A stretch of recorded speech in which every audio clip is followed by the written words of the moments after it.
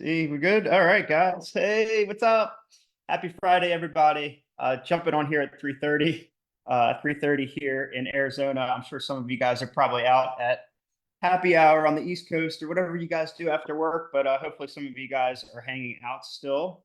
Hope you guys have had an incredible week over there. Really excited to jump into a topic. I wanted to do a live training around really making that transition from the traditional firm model into what we call the high profit firm model, the high profit accounting model. So I'm going to dive into that here. Let me see who we got hanging out today. I see some people here who all, I can't really tell who's here, but if you guys are here, give me a hashtag live, say hi, say what's up. It's good to see you guys in the community. Appreciate all of y'all. Okay. And I'm not going to keep you guys waiting today. So, hey, Danielle, I see you over there. Hey, I'm not going to keep you guys waiting today. So, let me share the screen and we're going to get into some training. Happy Friday. Hey, Chantel.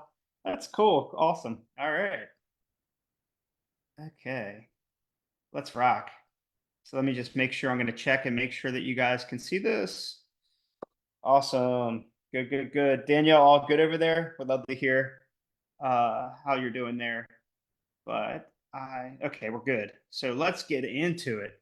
So I did some posts in the group this week around premium offers and creating your premium advisory service, and I wanted to actually put some do a video training so that I could go a little bit deeper with you guys. So um, I, in terms of actually the nuts and bolts of creating an irresistible premium monthly advisory offer, I have a specific training for that for you guys. So, with that said, that this doesn't take 4 hours today. If you guys want that training, just drop a profit in the comments. I'll make sure I get that your way. Okay.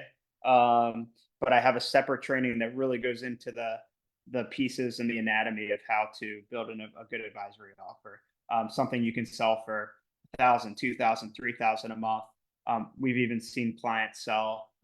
I've even seen people sell 20 to 40K a month packages, believe it or not. So I had a call not too long ago with that. So okay, so let's talk about the traditional accounting firm, guys. So I show of hands, or if you guys want to chat in the comments, like I would love to hear how this year's been for you guys with your busy seasons. How was Q1's busy season through April? How was extension season for you guys?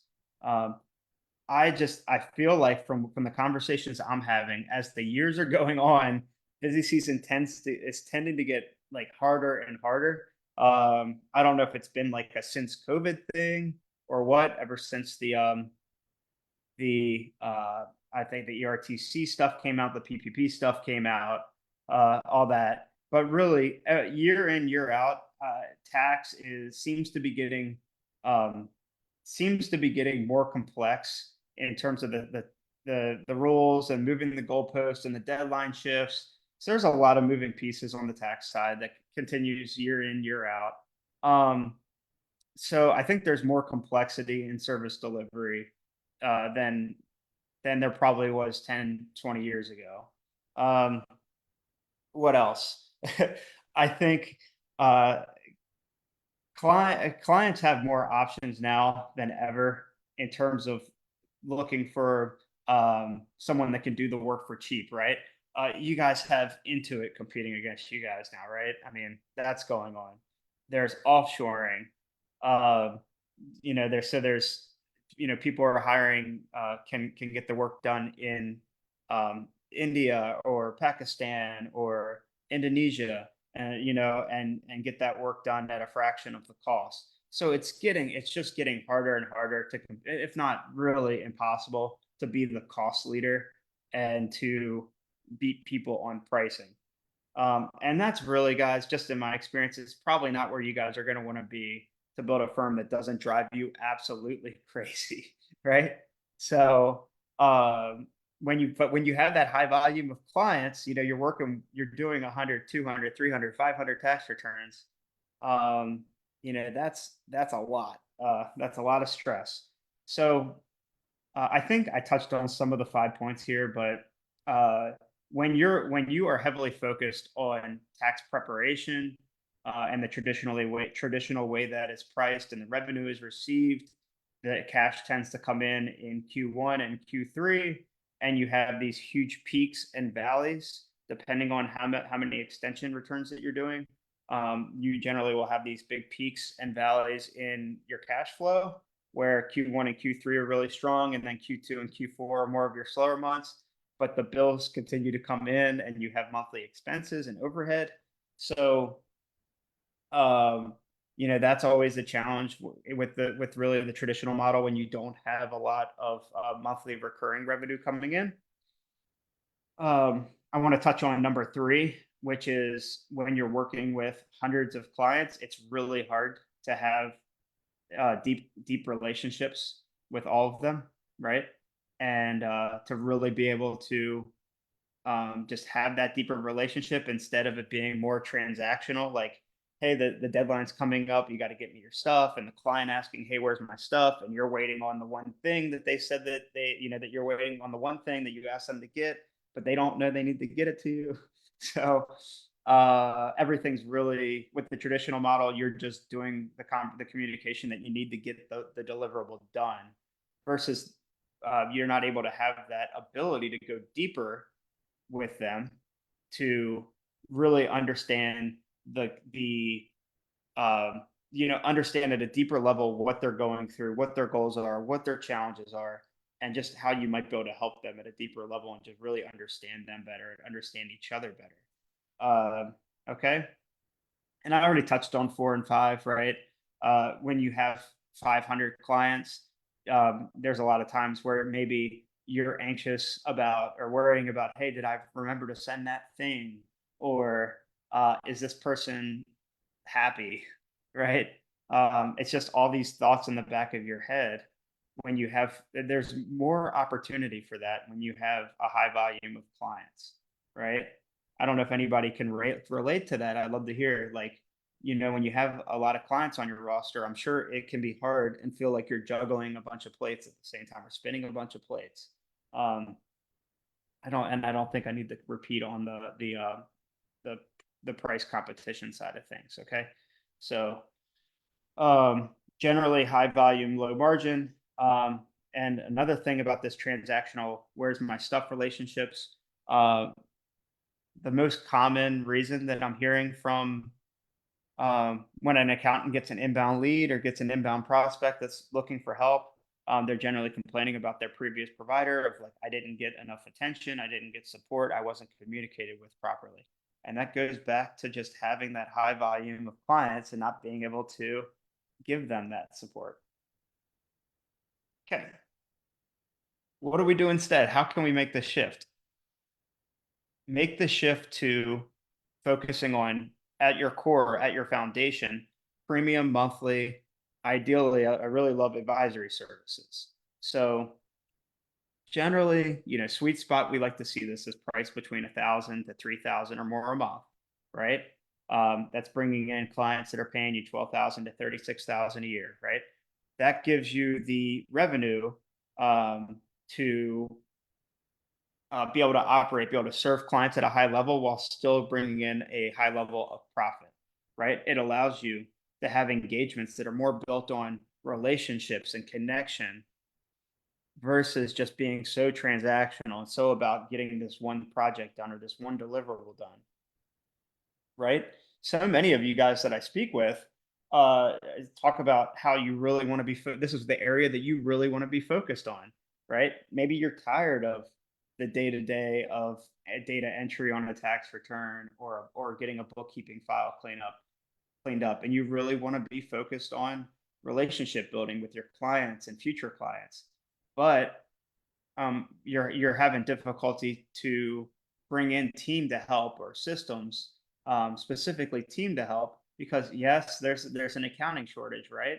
But also the margins for a lot of people that I speak with just aren't there to do the hiring, to do the delegation. And by implementing a premium monthly advisory service, it really gives you the profit margin to scale your firm to the next level and to be able to make those hires and to be able to get out of the mundane. Okay. And when you package this the right way, right, and not being super customized with your engagements and all over the place, you can really create a packaged, productized service that is more scalable, that is, done monthly, and creates and allows you the opportunity to not be so focused on the deadline driven engagements. And you don't have to, if you choose, have to have a busy season that crushes you, right? You don't have to. It's not in the accounting handbook and the accounting firm handbook. There's nothing in the AICPA guidelines that says that we have to grind our ass off during busy season, right? It can feel like we need to. It can feel like it when we look at like the traditional model and what everyone else is doing. But I work with plenty of clients that aren't aren't super stressed out. They're not working with a crazy amount of clients just on the tax work or just on that seasonal stuff. So it doesn't need to be that way. So how do we start making this shift? How do we start making the shift to these premium services? Number one, is the big number one's the biggest one. It's the biggest obstacle. You guys have been seeing this for years and years about it's been in the Journal of Accountancy, it's been in publications, it's been on news feeds about adding value added services, about about CAS services, client advisory services, about shifting to value pricing and bringing in advisory and moving from the traditional model. Why why haven't why what's what is holding people back from making the shift, right? That everyone's talking about. I think it's a few things. I think um, number one, I think is no one's people are talking to saying to do it, but I don't think people are really talking about the practicality of how do we actually do this? What are the steps involved? What does a premium service look like? How do we value price? Like there's not a lot as much of that information as much as just saying, hey, go out there and make this change, right? So I think there's an information gap, that's causing some hesitancy on it. Number two, I think, is just comfort, right? Like when you've been doing something, when you have a model that you've been working on for 5, 10, 15, 20, 25 years, um, it's very comfortable at that point, and it's hard to make a big shift and to make a change. Um, and I think when you're being comfortable is one of the most dangerous places to be in because it makes it more difficult to do the uncomfortable, right? Packaging up a new service, talking to a prospect about it, raising your prices. These are things that are scary, right? And can really invoke fear, right? So people can shy away from these things, right? If they don't have to do it, it may be something that they put off for another tax season, then another tax season, then another tax season. Um, the thing is, this industry is really set up in a way where we can procrastinate forever, right? It's never the right time in this industry. What do I mean? So Q1, we have busy season, right? So we got the 1099s coming out. We're doing the cleanups.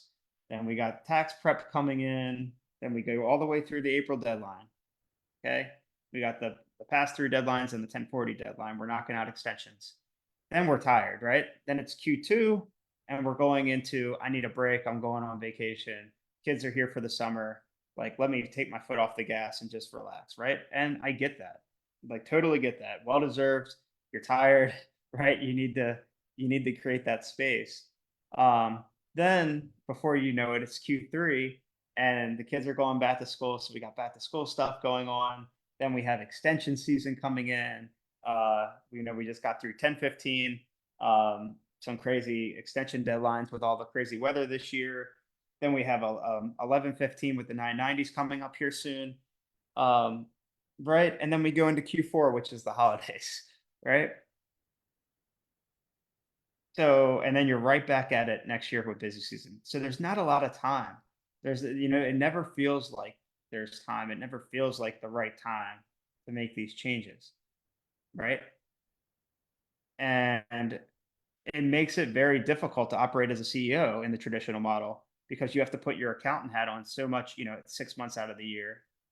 And then the other 6 months out of the year, you're potentially too tired to act as the CEO, right?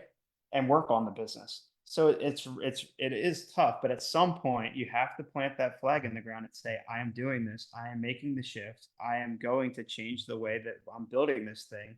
And I'm going to build this into something where I'm excited to wake up. I'm excited to go to work. I'm excited about the work that I'm doing and the impact that I'm making on clients, right?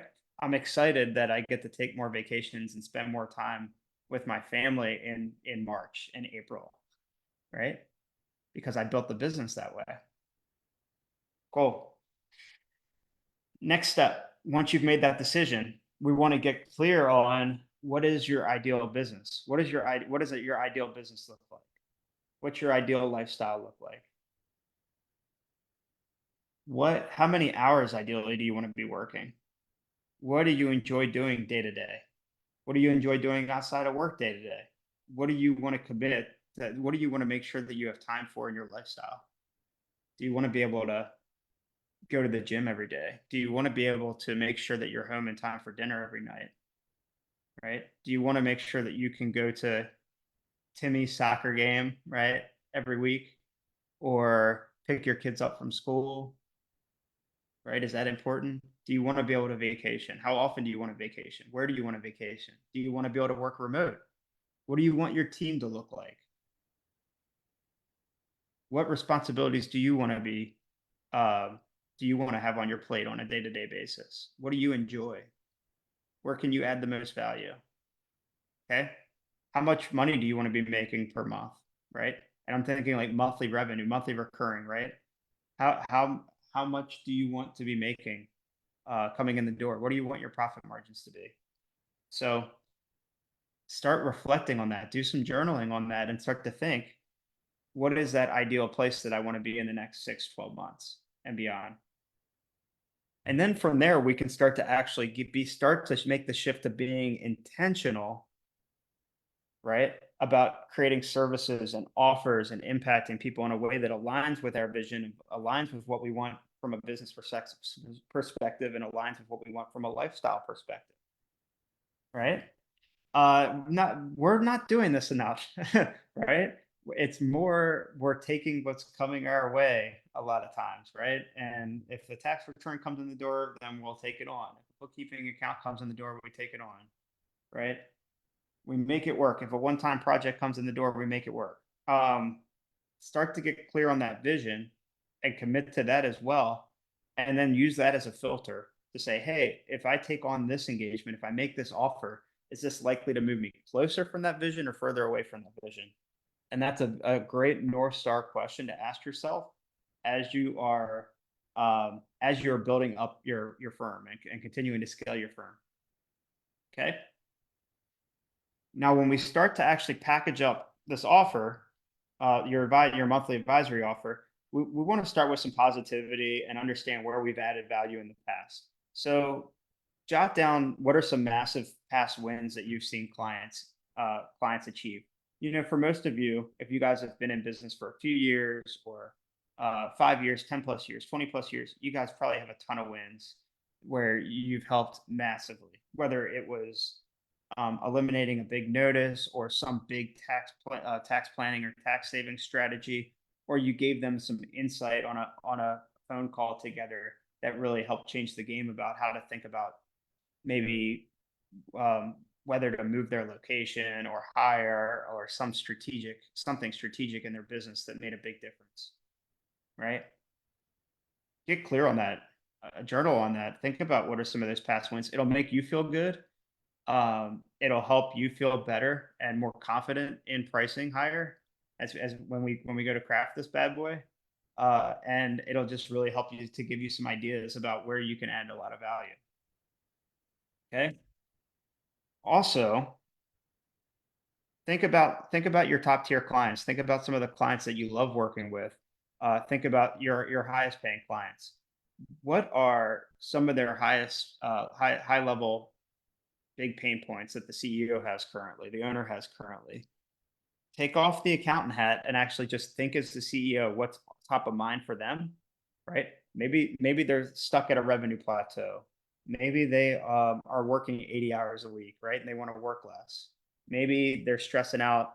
They're really trying to add another location or start franchising, whatever it is, right? Get clear on what are those high level pain points, and really everything comes down at the end of the day to like three key things. It's they want to make more money, they want to have more time, and they want to help their clients more or customers more. They want to serve deeper or serve more of them, right?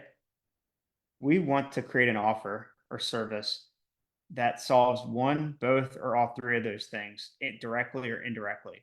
And when we can position our offer that way and service that way, it massively increases our perceived value. And we're not just the tax person, we're not just the bookkeeper, right? That just the thing that has to get done. We become a trusted advisor that's adding a lot of value. Okay,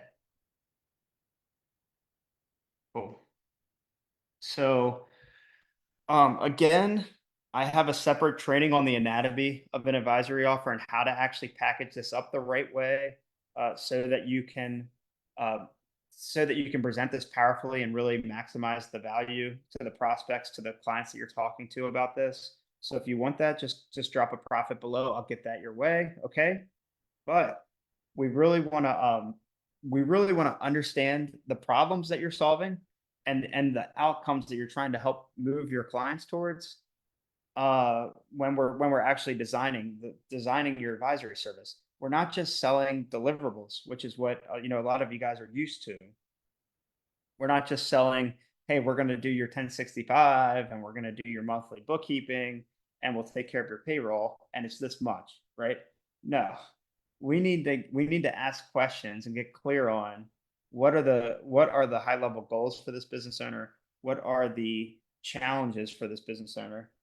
Um, and then we're going to talk through how our process will help them accomplish getting there, right? Getting past those problems or moving towards those goals that they have. Okay. Awesome. Danielle, I got you. Don't worry. Get it your way. I love basing everything off of having four components, right? A four component process. It can be three, it can be five. It's a process. You're going to create a process or a methodology that allows you to paint the picture and tell the story of how you can of how you step by step can work with a client and help them uh, grow their business, help them save time, help them ultimately be able to take savings and reinvest back into the business and solve some of these bigger problems, right? So you can help directly and indirectly. But we really want to make a list of um, what are all the ways that you can help clients make money, save time, and help their clients more, right? So I'm just going to throw out some examples, right? You can create a KPI dashboard for them, right, to review metrics. You can review their accounting together with them, review their reporting with them. You can have a monthly meeting where you sit down and set priorities for the month ahead and review past results. You can do a time audit to see where their time's going currently. You can do tax planning, right, to minimize taxes and then therefore reinvest those tax savings into marketing or sales or labor, things that can help them scale, right? You can help them identify a new piece of software that may help them in some system or some area of their business, right? You can help them make a good hire in the accounting function, right? That can get more off their plate. So these are all really, really good things, and we're tying them all back into the key three, which is helping them to make money, save time, or impact their clients more. Okay. Um, Another thing that I want to mention is we're going to want to sell the relationship and sell the proximity and sell that we're working together and we're your trusted partner. Uh, Many people that are coming to us, like I mentioned, they're not getting the support nowadays because firms are trying to work with so many people, and just are they've positioned themselves as a commoditized service. So they're not able to charge they charge at the right pricing, so the margins are low, and they're not able to provide the support that many people are looking for. So when you nail this right, you're able to have a more relationship driven engagement, right? Where you're not just the tax person or the tax gal, but you get to show up as the advisor and you're a partner with the business owner. Okay. Um, I think is that it? Oh yeah, a couple more things. I'm a big proponent of once you have your four components, actually creating a graphic or a visual or some way to show this to your prospects, right? Um, most How are we selling mostly? I think most people that are going to watch this are selling through proposals or engagement letters with bullet points and deliverables, right? We're going to do this. We're going to do, again, we'll do your monthly bookkeeping bullet point. We'll do your 1065 bullet point. We'll do that. We're here for this type of support bullet point.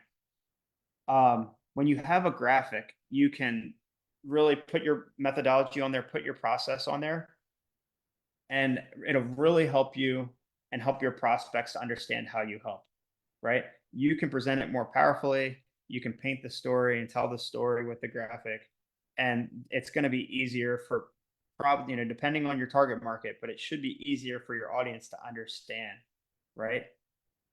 Instead of just a bunch of techno babble, right? And it should help them understand how it's going to help them get to what they want. It's also going to help you stay on track when you're presenting, and it'll help you to keep you from going all over the place, right? Um, cool. And as a third bonus, you can leverage it in your marketing, you can leverage it in promotion, and it's just a nice, powerful tool before you even get on calls with prospects, and it may pique people's interest. Okay, let's talk about pricing. So I'm not going to give you a clear black and white pricing answer here about what you should price it at, but there are some factors that we want to look at. So we want to look at the value of the outcomes and the size of the problems that you're helping to solve, right? So when we're just saying we're going to do your accounting, or we're going to do your tax work, to the mind of the business owner, they're not going to see that as a huge impactful problem that they can't find, they can price shop around for, right? Um, with When we position ourselves as a partner that's helping them to grow, helping them to scale, helping them to save time, helping them to help their clients more and help their mission more. Those are big, that really jumps up your value, right? It massively increases your value and allows you to therefore charge more when you increase perceived value. Um, so that's the biggest factor that we want to look at is what is the value that you're providing with your service? Okay. Number two, look at the labor costs involved, obviously, right? So you got to make sure you're profitable. So look at how much time this is going to take your team to do these deliverables. How much time is it going to take you to do the deliverables, especially you? Uh, and then factor the labor cost in. Make sure that you price these engagements so that you can scale, right? Factor in what it would cost someone else to do this, right? So that eventually you can delegate it, so that you have the margin to delegate it and get this off your plate, right? It's a big reason why so many people stay stuck, right? Because they didn't price to scale. Bare minimum for this type of service, when we're talking about advisory, bare minimum 1,000 a month. Okay, bare minimum. Generally, we see clients pricing between 2,000 and 3,000 a month for these services, right? I do believe that it's okay to get your first clients in the door and to get some reps and to build some confidence, to start somewhere and then work your way up, right? Build that confidence up, bring on a couple clients at 1,000, then 1,500, then 2,000, and just work your way up. Can definitely do that. But 1,000 bare minimum. so that way we can scale this thing and you don't get, you don't get stuck and you don't, you feel like you're making what you deserve. Cool. Let me know if you guys have any questions in this. All right. Hope this is helpful. Hope this is resonating and making sense. All right. Finally, last thing, just get that. One thing I'll say, guys, is this is a lot like picking a niche or something like that. This is something that you could work on for years, right? Because there's no right answer, there's no wrong answer. What we have to do is we have to set a deadline on drafting something, and then we have to get it out there, right? So box 2 hours, box 4 hours, whatever it is that you think you need, give yourself a deadline day to say, I'm going to have this drafted by this date, right? Finalize it. And that's your V1, right? It's not going to be perfect. You're going to get feedback to make it better. Okay. You're going to get feedback to make it better. So it's not inside your head. You're going to get that feedback from clients and from asking questions and from presenting it, right? So do the best that you can on that V1. Go get feedback from the market. Go ask your current clients. Go ask past clients what they think about it. Okay. And then from there we can iterate and we can continue to make it better. Okay.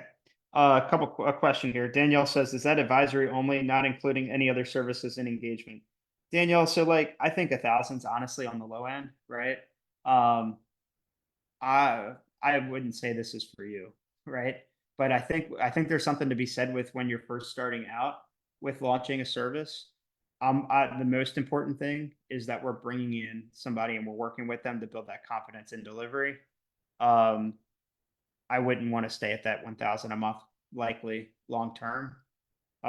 Probably for advisory, for 1,000 a month, I think that you could probably get away with doing. You got to look at what's involved in the accounting that you're going to be doing, but I think you could do advisory, accounting, and tax in that $1,000 a month retainer for a couple of clients before you ramp that up, right? But specifically for you, I think you should be higher than that. Okay, we can talk more about that off of here. Cool, awesome, guys. Well, I appreciate you all. I hope that this was helpful. I hope that you guys have an incredible weekend over there. Um, Again, if you want that cheat sheet, just drop a profit in here. Danielle, I'll get that over to you. Okay.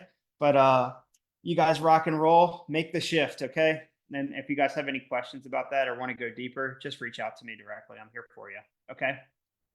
Have an amazing weekend. Take care and see you next week. Bye.